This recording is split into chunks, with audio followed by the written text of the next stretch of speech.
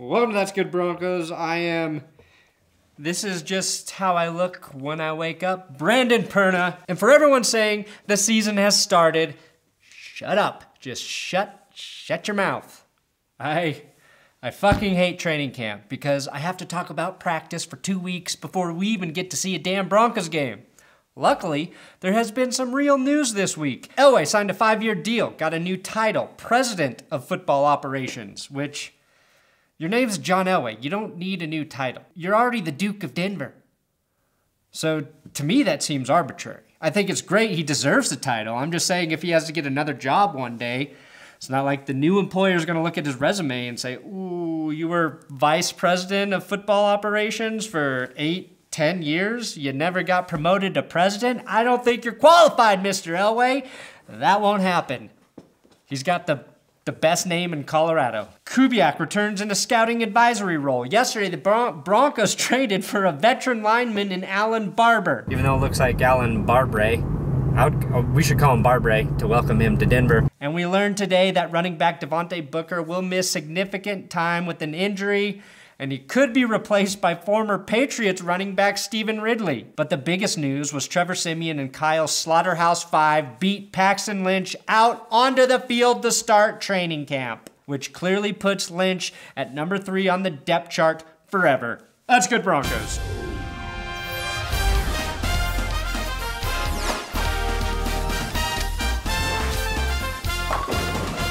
Source confirmed Lynch is not number 3 on the depth chart, and the reason he wasn't on the field first was because he was working with team doctors. No, he is not injured. They are simply very close to finding a cure for cancer. Seems like a legit reason to not be first on the field to me. Make sure to check out my vlog episode on my main channel, That's Good Sports. It's all about how I'm not allowed at training camp even though I'm the best reporter in all of Colorado. Even Grand Junction. I kick Grand Junction's reporters' asses, and they're considered the best in the state. Here's a perfect example. As I reported on Twitter first, Devontae Booker fractured his wrist and will have surgery on Friday to repair it. As a source confirmed, this was not an injury suffered during self-pleasure, as so many male wrist injuries are.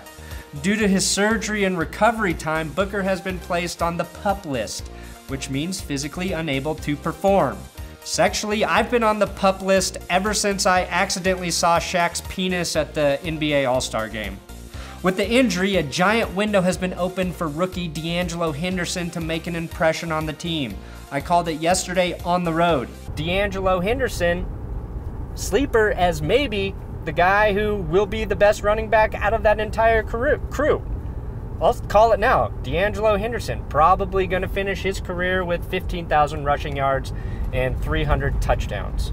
Yeah, Henderson, 15,000-yard career back. I do have to question the Broncos medical staff here, though. Booker injured that wrist in OTAs, but nobody thought to x-ray it as a precaution? So now he won't be ready to go for 6 to 8 weeks? They could have taken care of that surgery in June, which means he would have been ready to go at some point in the preseason.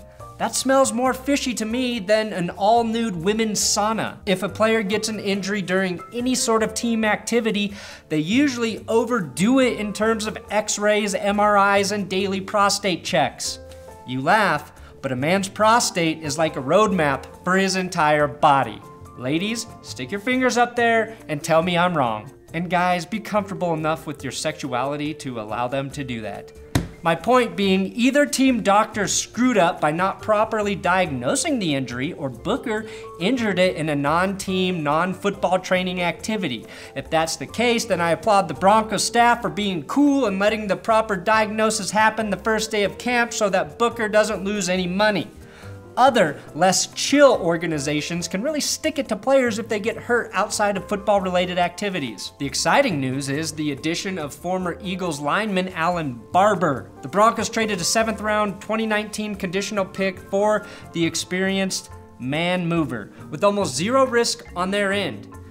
If he's not on the team in 2019, Denver gives up nothing for him, so he is 100% reward.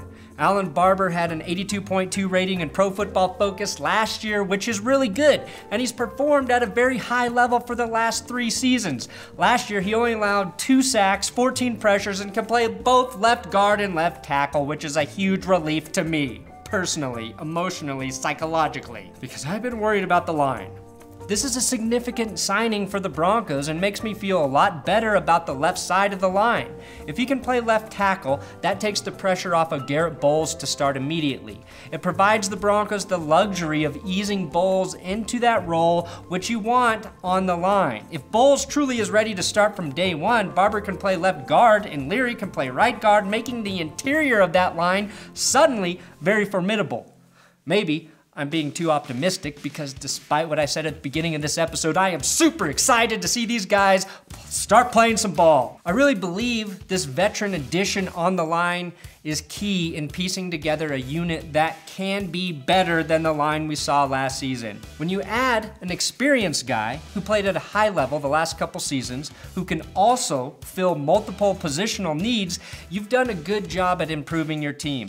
Simply, this helps remove one of the many offensive question marks that the Broncos have.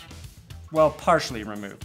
This episode is sponsored by SeatGeek, the smartest company on earth for giving me money to talk about their product. If you don't know, SeatGeek sells tickets to just about everything, and they rate the ticket prices on a scale of 1 to 100, so you know whether or not you're getting a good deal. You can also click on the seat you want to buy, and you will get a view from that seat, so you can see exactly where you'll be sitting. Use my promo code, you know what it is, ThatsGoodSports, all one word, and you will get 20 full American dollars off of your order. That's a really good promo code discount. There's a link in the description to download the app. Please check it out. Mike Klis reported this afternoon that he saw former Patriots, Jets, and Falcons running back Steven Ridley walking to the fieldhouse for a workout. Klis said he would be a good signing for John Elway, who is on a roll. Hashtag 9Sports. I do have to say this was not a good day for hashtag 9Sports, the official Broncos media outlet. First, they misspelled Siemian's name in their tweet. Then Klis pretended like Steven Ridley had more than one good season as a running back. To be fair, Ridley might have a lot of juice in the tank. I have no clue to his health or desire to play, but he's combined for 97 rush yards in 2 seasons, started 6 games dating back to 2014, and isn't even liked by Patriots fans. I mean, they don't really like anything, but they usually like their own. Ridley played for the Falcons last year and rushed 3 times for 7 yards. If we're talking about the Falcons, give me Teron Ward, TJ's younger brother, who's the back that deserves a chance to get more carries in the NFL. Breaking news, the Broncos have officially signed Steven Ridley. We should have known that was going to happen. If Mike Klis is talking up a player, it means the Broncos have already decided they're going to sign him. So I take back everything I just said. I think this is the best signing on earth, and Steven Ridley probably will break 1,000 yards this season. Optimism. I do have to acknowledge Trevor Siemian for having the best quote from day 1 of training camp. He was not happy with his performance, and Ryan Koenigsberg tweeted this Siemian gem. Hopefully the number 13 that comes out of the locker room tomorrow is better than the slappy that came out today. Trevor, what the hell is slappy? I'm not sure, but that is exactly why I'm rooting for you to win the job, Trevor. Slappy, whoever you are. I also need to award Aqib Talib for the biggest lie of the day. Mark Haas quoted him, "The intensity today was normal. It was lacking last year. Back to normal today." That's bullshit if I've ever heard it.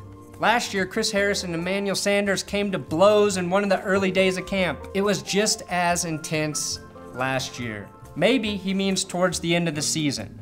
The defense brought intensity, and just like last year, it's up to the offense to give them some help. That is exactly what this season will boil down to. How much pressure the offense will remove from the defense by scoring points.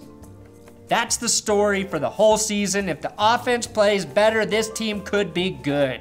Thanks for watching another episode of That's Good Broncos. There's a little bell by the subscribe button. If you click that, you'll get notifications. That's a huge help to me. Follow me on Twitter @BrandonPerna, Instagram @BrandonPerna. You want to tweet to me? Tweet at me. You want me to retweet stuff? Tell me to retweet it. You want me to follow you? I'll follow you. Socially, let's fucking connect.